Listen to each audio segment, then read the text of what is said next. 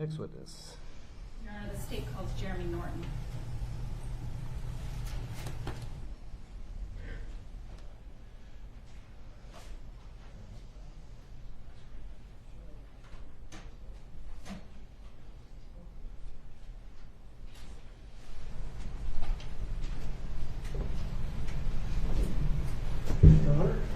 You just stand right there. Raise your right hand. You swear or affirm under penalty of perjury that the testimony you're about to give will be the truth and nothing but the truth. I do. All right, you can just lay the folder on the table there. And if you could have a seat. Thank you. And before you begin, if you could, first of all, if you could pull the microphone up a little bit. It's not very flexible, but there we go. Is that all right? Perfect. Good. Would you start off by stating your name and spelling each of your names? Jeremy Norton, Jeremy Norton. Ms. Aldridge. Trust me, I remove the mask. Oh, I'm sorry. I should have asked you that. Thank you very much. Please. That's appreciated. Thank you, Your Honor. Good afternoon, sir. Good afternoon. Where do you work? I work for Minneapolis Fire Department. Currently, I'm assigned to Fire Station number 17. And what's your title? My title? Yes. I am a captain. And how long have you been a captain with the Minneapolis Fire Department? I promoted to captain in 2007.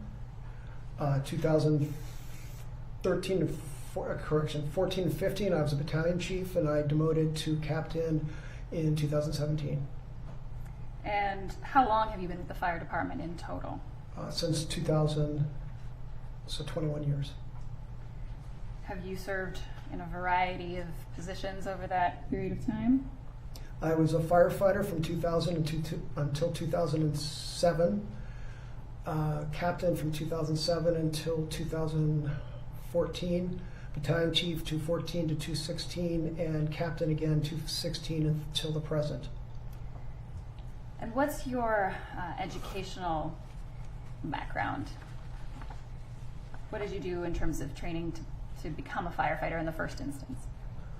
When I started, I applied in 1998. The department, once one was hired, the department provided all of our training, EMT basic, hazmat, and then firefighter 1 and 2. So maybe you could just describe a little bit what those things are. It was 21 years ago. When you say EMT right. basic 1 and 2, what does that mean? We are given training to the EMT basic level. Now to apply, one needs to already be an EMT. That required classroom training as well as hands-on training, and then passing the National Registry EMT test, and then becoming a licensed EMT. We can have continuing education to maintain our certification, and that is every 2 years we have to recertify, both for the state of Minnesota, and then we have the option to maintain a national certification level. The firefighting was coursework designed and delivered by the fire department, and that also included the hazmat training. Okay. Hazmat training sounds interesting, but is it just one subspecialty of the trainings that you go through? It is, yes, it is a subsection, Okay. essentially. I'm going to circle back to the EMT part of it. Yes, ma'am. Are you is it a licensure? Are you a licensed EMT or a certified EMT through your job as a firefighter? I believe it is a certification. Okay. So are you currently certified as an EMT? Yes, ma'am. It is one of the conditions of employment. All right. And are you up to date on all of those certification requirements? Yes, ma'am, to my knowledge. And again, based on what you were describing for training for firefighters, is that part of the sort of standard training that all firefighters get? Meaning, are they all EMTs in Minneapolis? In Minneapolis, yes, ma'am. Okay.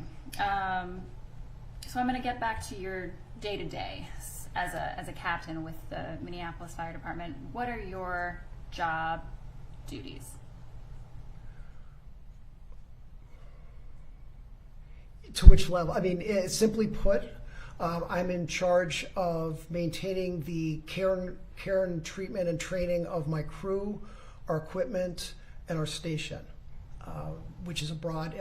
But then within that, I'm in charge of ensuring that we uphold city rules, regulations, have appropriate interactions with the public, work well with other agencies, maintain our training. I'm in charge of all documentation and records.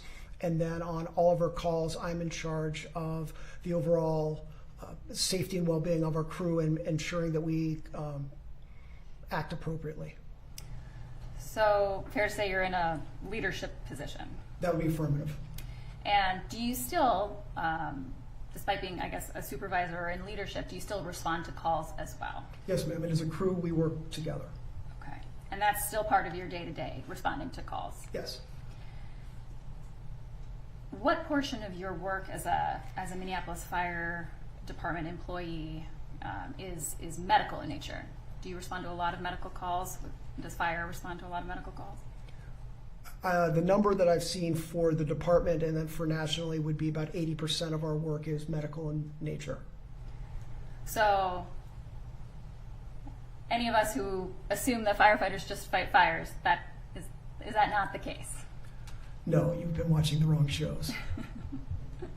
But you said 80% medical. That is what statistics show, yes, ma'am. So the vast majority of your job is responding to medical calls as opposed to fighting fires. That is correct. What types of medical calls do you respond to? Could you give some examples of the types of things you do? Certainly. The simplest way would be anything from birth through post-death that anyone calls 911 about. We will respond with either in concert with or ahead of or to support the paramedics. So is it common for you to work with them in your job? Absolutely. And why is that? Why do we work with them? Yeah, why is there this, what's the need to work together? The paramedics are higher trained. They have a higher level of standard of care. They have more skills they possess. Their schooling is longer. And the idea would be an emergency medical response that if something is a life or death issue, having an EMT arrive with equipment, an AED, an oxygen mask, any of our other tools, we can provide care for someone who is in critical condition until the paramedics arrive, and then they can take over to a higher level, and we support them. And I think you just used the term AED. Can you just describe what that is? It is what would be called a heart starter, the automatic. I'm going to botch the letters right now, so I'll just say it is the heart start. It is what is used when someone is in cardiac arrest. And are you, as an employee of the fire department, do you carry that type of equipment, or are you able to assist with that type of thing? Yes, ma'am, both. We do carry it on our rigs. It is part of our standard complement, and I can use anyone I'd find in this building. Okay. I'm going to direct your attention to May 25th of last year. Yes, ma'am. Were you on duty as a captain with the Minneapolis Fire Department on that date? I was. And did you respond to a call that evening? Could you say that again? Did you respond to a call that evening? We responded to several, yes, ma'am. Okay. And specifically with respect to the area of Capt Foods, was there a call that you initially responded to that location for? Yes, ma'am. So maybe you could, if you could, please just describe what was the nature of the call that you were initially responding to? We were dispatched initially code 2, which is a non-emergency response at, I believe, 8:30 p.m., give or take a couple seconds. And we were given very little information. I believe it said assist paramedics, perhaps, but just said engine 17, code 2, either 38th in Chicago or 3759 Chicago Capt Foods. And so, do you want me to explain more? So let me just stop you right there. And I'll just ask a follow-up question. How did that information come to you? In other words, how did that call initially come into your fire department for your station? The majority of calls will come in through central dispatch. So they control how the station will open up, meaning the radio and the lights will come on, and then there are signifying tones that indicate generally the nature of the call, and then on top of that, the dispatch will provide whatever information they have as to the nature of the call. So, with respect to the evening of May 25th, you said around 8:30. Were you in the station at that time? Yes, ma'am. We were inside. And did you hear some particular tone that alerted you to this code 2? Yes, it's the standard. The lights come on, the speakers click on with an audible click, and then there's two short tones, kind of staccato, and then followed by the dispatch announcing where we were going. And does that come over your speaker system? Yes, ma'am. So it was at that time you were aware that it was a code 2 and the location where you were going. Is that right? Yes, ma'am. Did you proceed to that location? We did.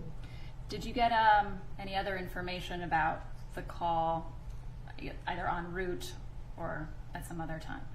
Yes, ma'am. Go ahead. Shortly after leaving the station, dispatch came over the radio. At this point, it's our rig radio, and stated engine 17, code 3, which is red lights and sirens, emergency response. So when you heard code 3, does that mean the call was elevated at that point? Meaning code 3 is more serious than code 2? Affirmative. Did you have any other information about that or the reason for that? I believe the only information that we had on our screen initially was code 2 for one with mouth injury, I believe. Okay. And then it was updated. And then when you say updated, was it just then a code 3? Affirmative. Without any supplemental information as to why? No, ma'am, I don't believe so. Okay. So ultimately, did you respond to the area of Capt Foods, or 30th in Chicago? Yes. And what did you do when you arrived there? The rig stopped. My partner and I got off the rig, and we looked around for a patient. And when you got there, what did you see? There were several police squads, one park police, I believe, and two or three Minneapolis police cars that I remember parked in the vicinity in the area. A couple officers were standing on the street, and a handful of people were outside. Was there an ambulance there at the time that you were there? No, ma'am. And were you able to identify a patient upon arrival? No, ma'am, there was no one on the street. So what did you do next?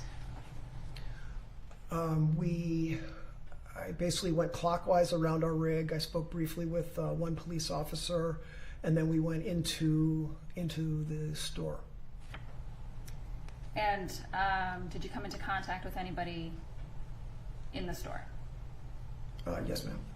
And what was the nature of that? What happened in the store? Could you be more specific, please? Sure. Well, upon entering the store, did you interact with anybody who was in the area, who had been in the area? Yeah, yes, ma'am. We spoke, as I said, I spoke to one police officer as I descended the rig, came around through a crowd of maybe 6 or 7 people who were at the mouth of the store and in the kind of the vestibule or entryway. And then I went into the store, still looking for a patient. Okay. So you went into the store looking for a patient. Did you have any interaction with anybody? You said there were a number of people, 6 or 7 people. Did you have an interaction with any of those people? Ma'am, do you mean did I speak with any? I'm not sure what you mean by interaction. Yes. Did you have a conversation with any of those people? As I was walking through, I heard what people were saying, and then, but I was pretty much looking for a patient. I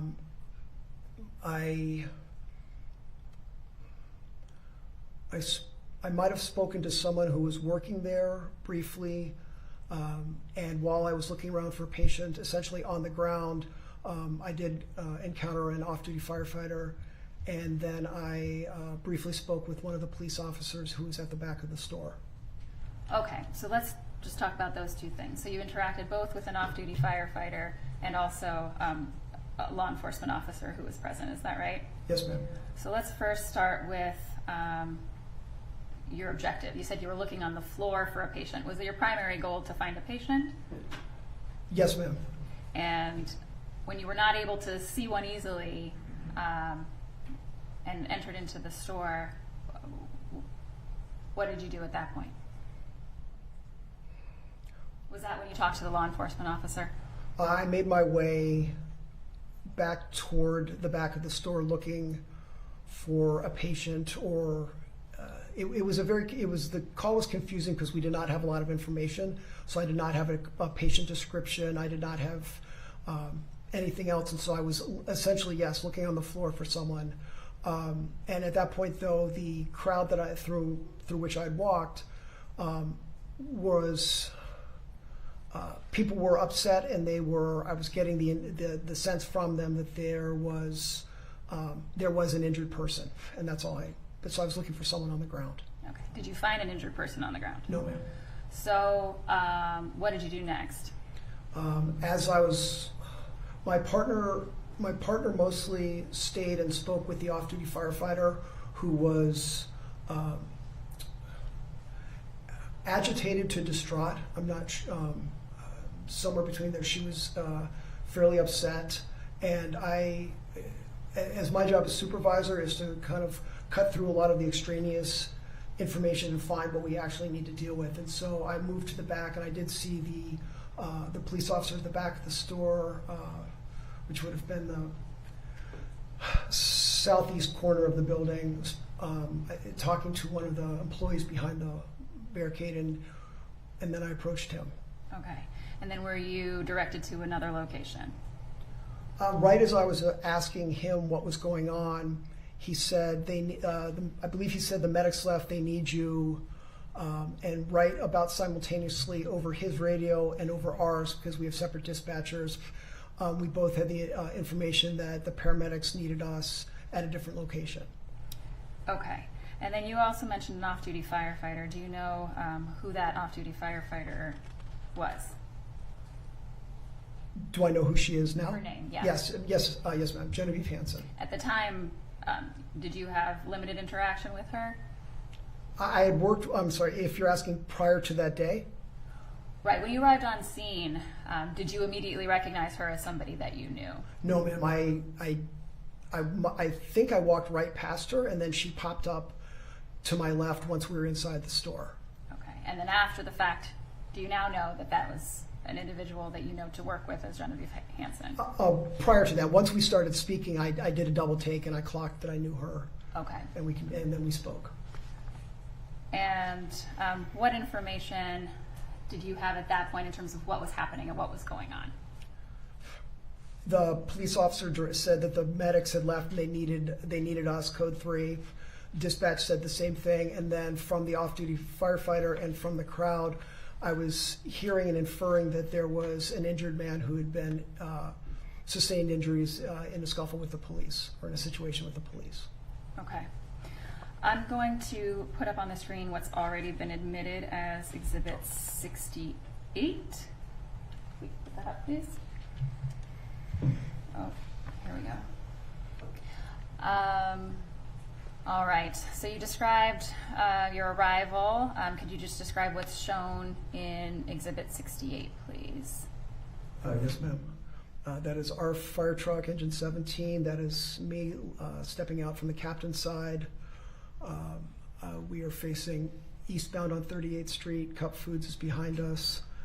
There is a squad to my forward and right from this photo to my left.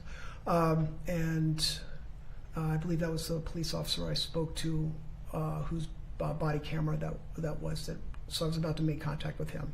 So does this show you upon your initial arrival at the scene? Yes, ma'am. And if we could move to Exhibit 69, please. Did someone come off? So Exhibit 69 is now on the screen. If you could just describe who is pictured in this photo. That is me to the right of the screen, and that is firefighter Jennifer Hall to the left, coming around from her side of the rig. She was a rookie who started with us at the end of March. And so were you both responding together, essentially? Yes, ma'am. She was my partner. Okay. Can we move to Exhibit 70, please? You described walking into the store and seeing some other individuals. Could you just describe what's shown in Exhibit 70, please? Yes, ma'am. There's looks like a police squad ahead to my left, north on the street. I believe that might be a park police squad to my left. 4 people outside, one of whom is off-duty firefighter Hansen. I did not recognize her walking through. Do you recognize her now? Affirmative. Could you just, you can use the stylus or your finger, but it's a touchscreen. If you could just indicate where she is, please, in this photo. All right, you made a green mark above where, indicating Genevieve Hansen is. Can you just indicate where you are in this photo as well?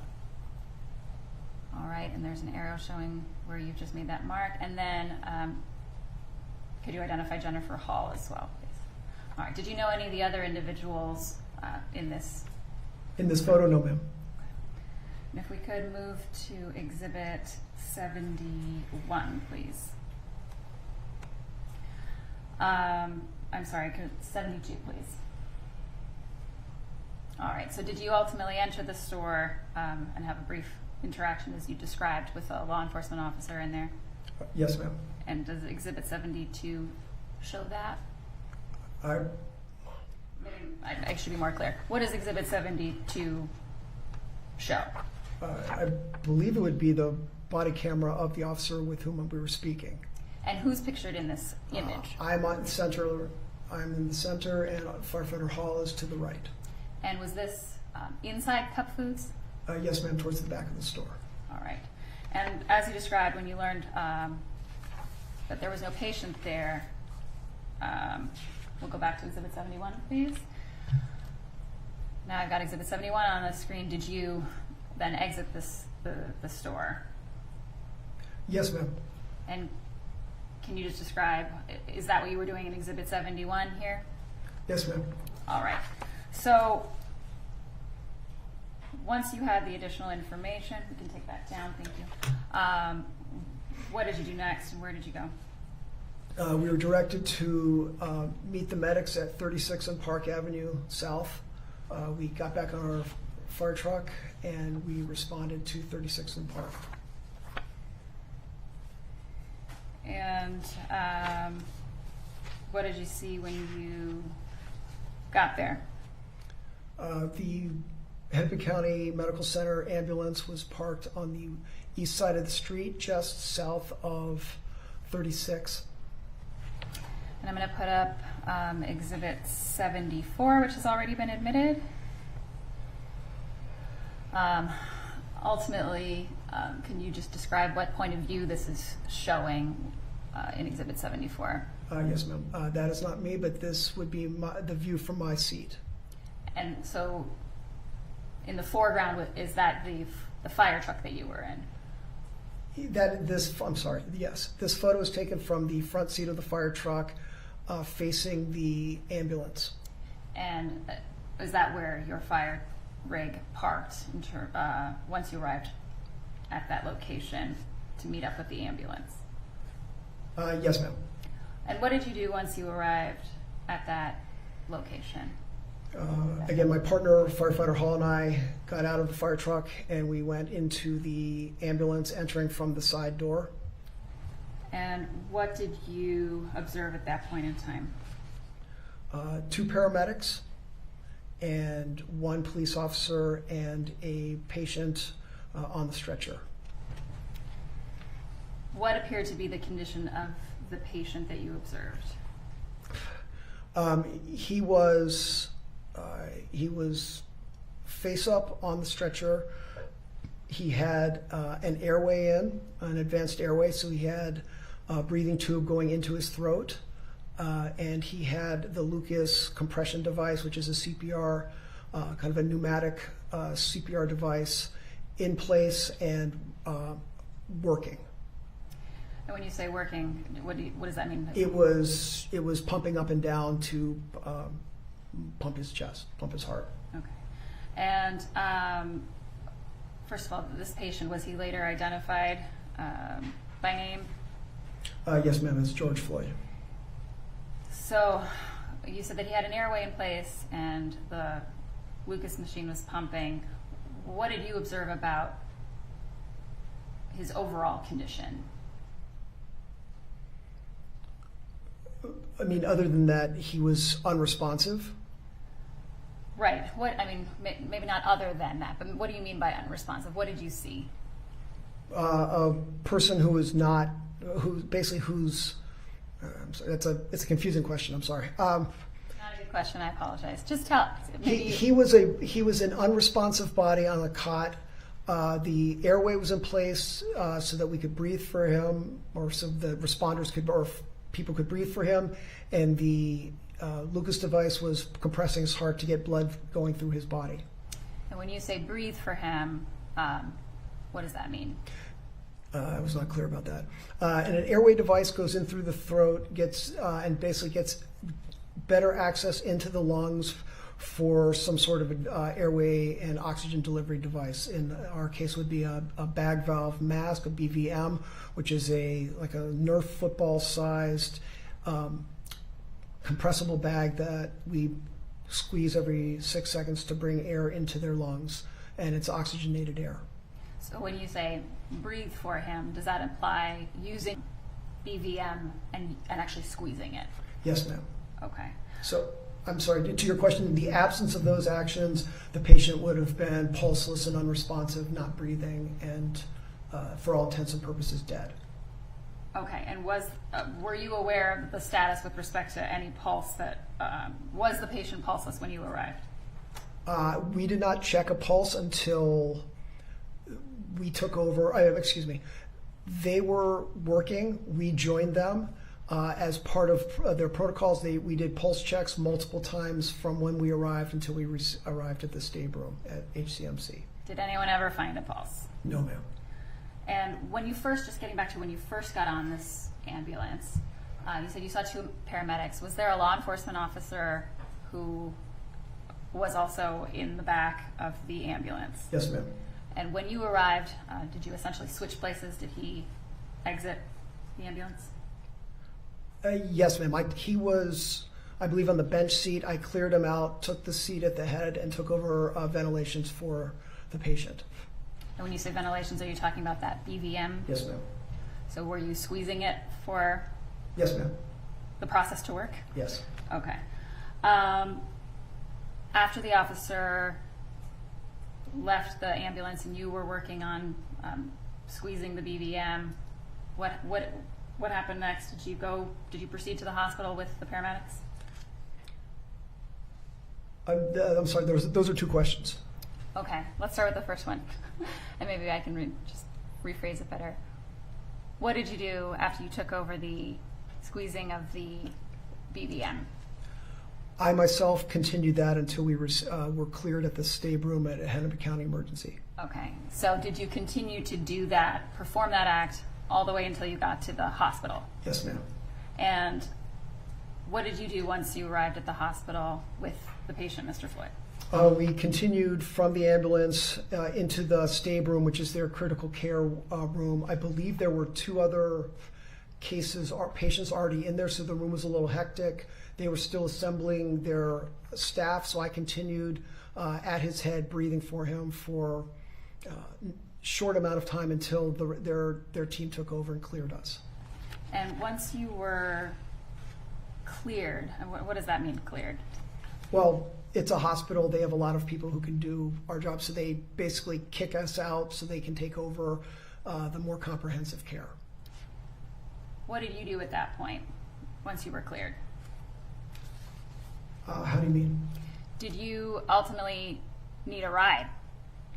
We left the hospital, and I oftentimes when we were accompanied the medics down to the hospital on critical cases, our fire truck is not allowed to drive through lights just to follow us. Like, we'll be okay with the medics, and so they will respond, and depending on how far away it is, we can stand out on the street for several minutes.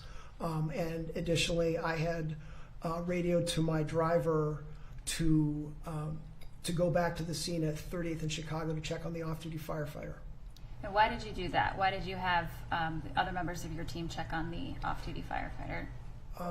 Ma'am, well, once, as I said, we came in with very little information, and even when I spoke with her on the scene, I had no understanding of the cause of her distress. So once we got in the ambulance and I saw the severity of Mr. Floyd's condition and the gravity, I understood. I was able to infer or put together what she had been talking about, and I understood the justification of her duress, and so I sent my crew back to check on her to make sure she was okay. So once you put those pieces together and understood Mr. Floyd's condition, were there additional actions that you took after leaving the hospital? Yes, ma'am. Once the fire truck came to pick us up, we kind of had a brief, kind of a debrief in the rig, talking because we had my partner and I had a very different experience. My partner Jennifer Hall and I. That way, the police officer. Ask another question. Oh, sorry. Let's just back up for 1 second. You said that you and your partner Jennifer Hall Yes. were working together and you got on the ambulance. What were the other members of your crew doing, and who were they? Yes, ma'am. I apologize for that. Stephen Mudek and Tracy Trebell is my driver, fire motor operator. So were all four of you together on May 25th Yes, of ma'am. last year? And I'm sorry, I just had to finish the question first so she can take it all down. But all four of you said, were together on May 25th responding to this call. Is that right? Yes. And who was it that you sent to go talk to the off-duty firefighter Genevieve Hansen? I had FMO Trebell and firefighter Mudek take the rig back to the scene. And when you say the scene, is that Cup Foods? Yes, ma'am. And where were you while that was going on? We were in the ambulance at 36th and Park, and then we were en route to the hospital, and then they met us at the hospital. And when you say they, ultimately did Tracy Trebell and Stephen Mudek from your team meet you at the hospital? Yes, ma'am. And then you said that the four of you had a debrief, is that right? Briefly, yes. What did you do after that? Sidebar, please.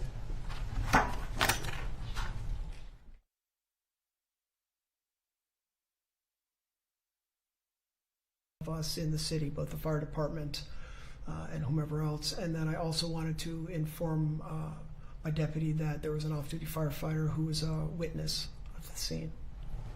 Nothing further, Your Honor. Mr. Nelson.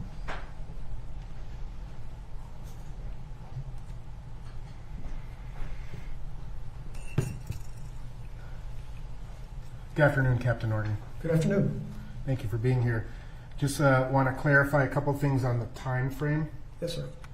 So I'm going to show you what's already been admitted as Exhibit 151. You're familiar with the computer-aided dispatch or incident detail reports? Yes, sir. This is Exhibit 151 is the computer-aided dispatch report from this incident.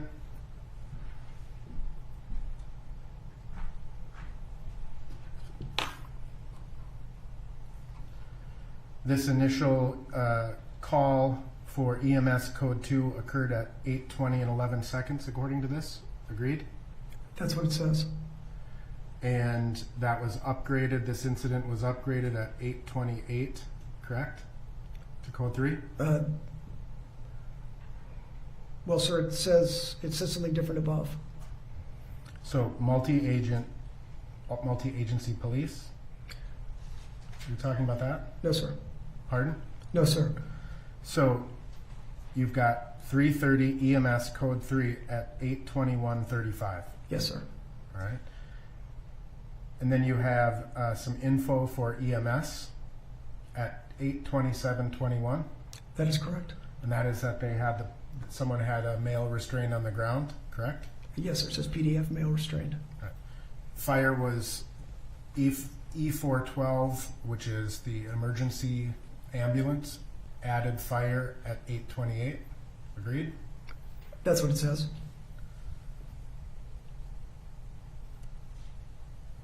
EMS alerted everyone that they were at 36th and Park at 8:31 and 12 seconds.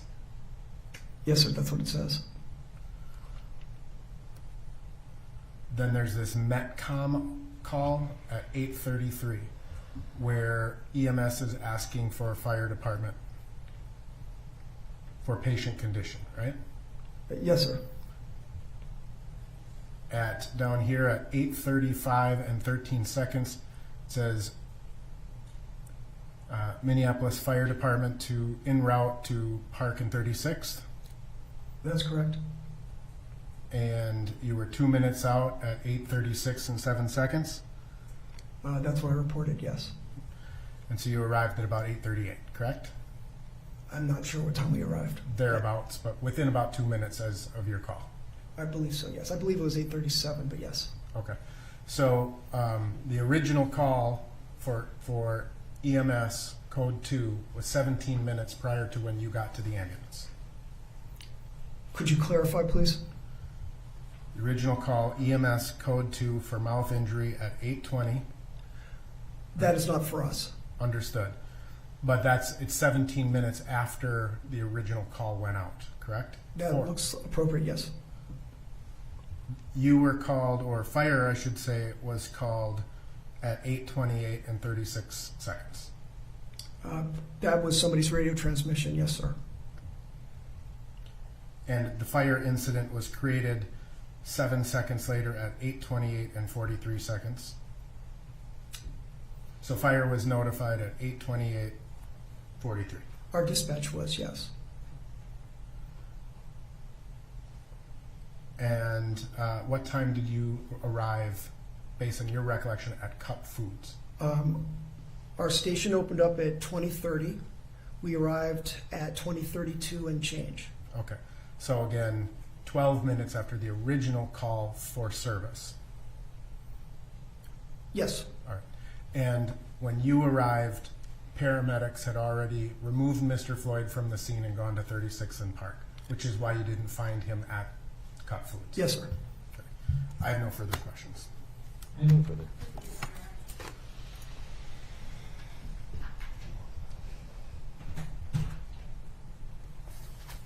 Captain Norton, you were asked a series of questions about your response time and the timing of that.